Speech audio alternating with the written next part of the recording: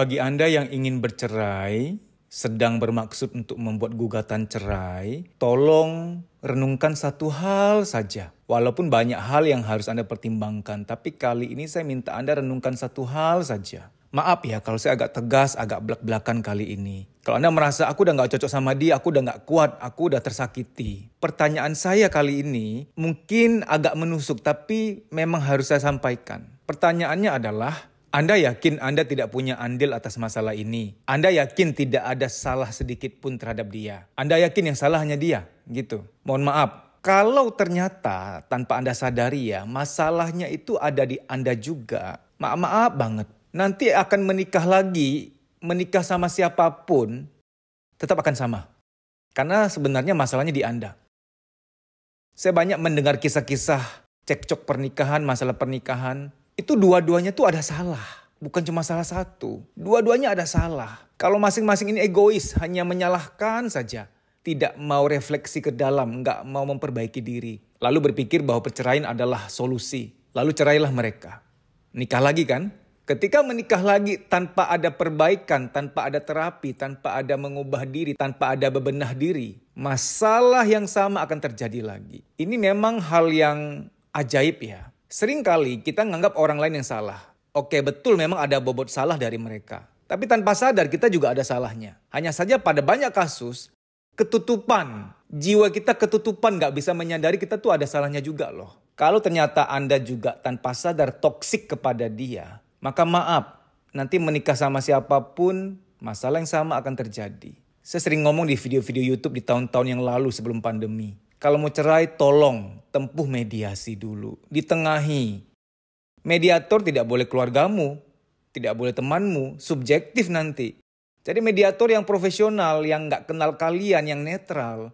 Banyak kasus setelah mediasi malah terjadi Oh gitu.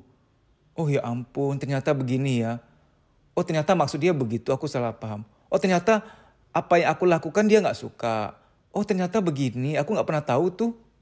Oh gitu, dia gak pernah ngomong.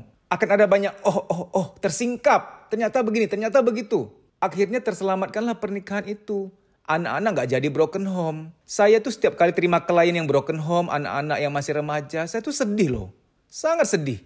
Malah selalu berharap kalau bisa dapat klien yang jangan broken home deh, sedih gitu loh. Gak kuat saya. Karena saya tipe empat yang bisa merasakan perasaan orang lain yang begitu sedihnya. Saya ikut merasa sedih. Berhubung saya sangat tidak tega, tidak sanggup mendengar kisah anak-anak broken home. Sehingga saya sekarang tegas, saya mau mencegah perceraian. Saya mau Anda benar-benar serius menempuh ikhtiar untuk mempertahankan. Jadilah adil, jadilah fair. Kalau mau cerai boleh oke, tapi tolong ditempuh dulu fase-fase yang perlu ditempuh. Mediasi dulu. Kalau Anda gugatan cerai nih ke pengadilan nih, di awal kan setor muka tuh sidang awal. Nanti yang kedua ada rencana mediasi, itu wajib ada. Akan mediasi juga kalau Anda gugatan cerai.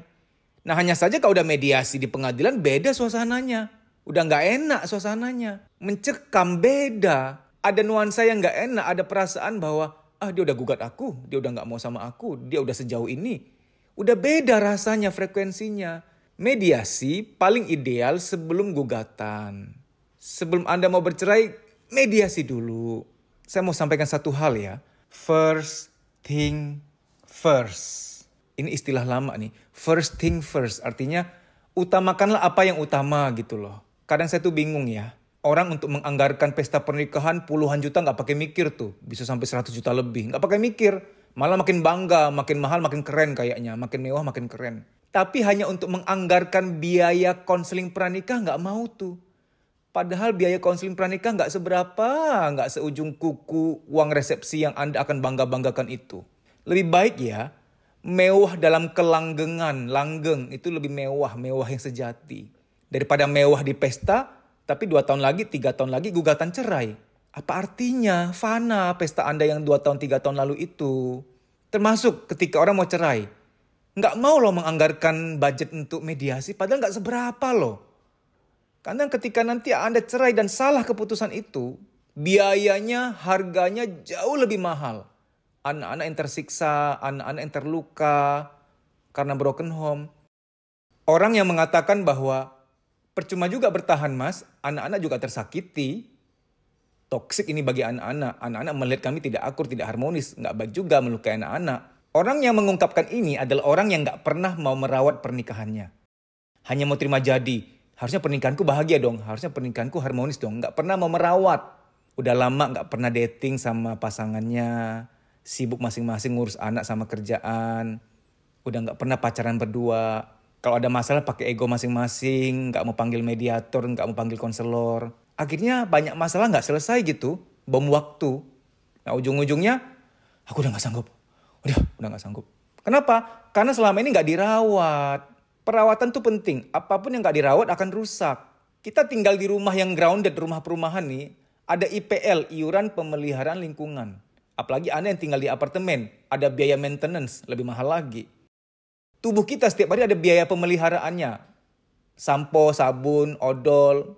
Ada biaya pemeliharaan. Lah, untuk hal-hal lain Anda berkenan memelihara. Rumah, badan, motor, mobil, ganti oli, dan lain-lain.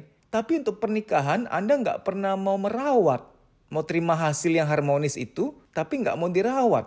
Mak, biar suara saya agak kenceng kali ini, karena saya gregetan sih. Banyak pernikahan bisa diselamatkan kalau mau mediasi. Kalau pernikahan itu mau dirawat sejak sekarang. Bisa, sangat bisa. Baik demikian ya teman-teman ya. Semoga sharing ini bermanfaat. Terima kasih, sampai jumpa. Teman-teman, bagi Anda yang membutuhkan konsultasi atau terapi pribadi secara online via WA call dengan saya untuk berbagai persoalan, masalah rumah tangga, masalah kesehatan, masalah psikologis, sampai yang sangat spesifik seperti fobia, trauma, insomnia, mood swing, anxiety, mental block, inner child, dan lain-lain. Segerakan untuk ambil sesi karena kalau terjadi penyembuhan pada batin kita, hidup kita lebih cerah, lebih terang, menjalani hidup lebih ringan. Persoalan psikologis itu harus segera diselesaikan. Anda bisa WA ke panitia untuk mendaftar ya. Anda WA dulu ke 0817 00 55 03 kali. Nomornya terpampang di layar, silakan dicatat dan WA. Baik, terima kasih. Sampai jumpa. Teman-teman, saya membuat akun Instagram yang baru, Dedi Susanto Soul Healing, seperti yang tertera di layar. Tolong di follow ya. Terima kasih.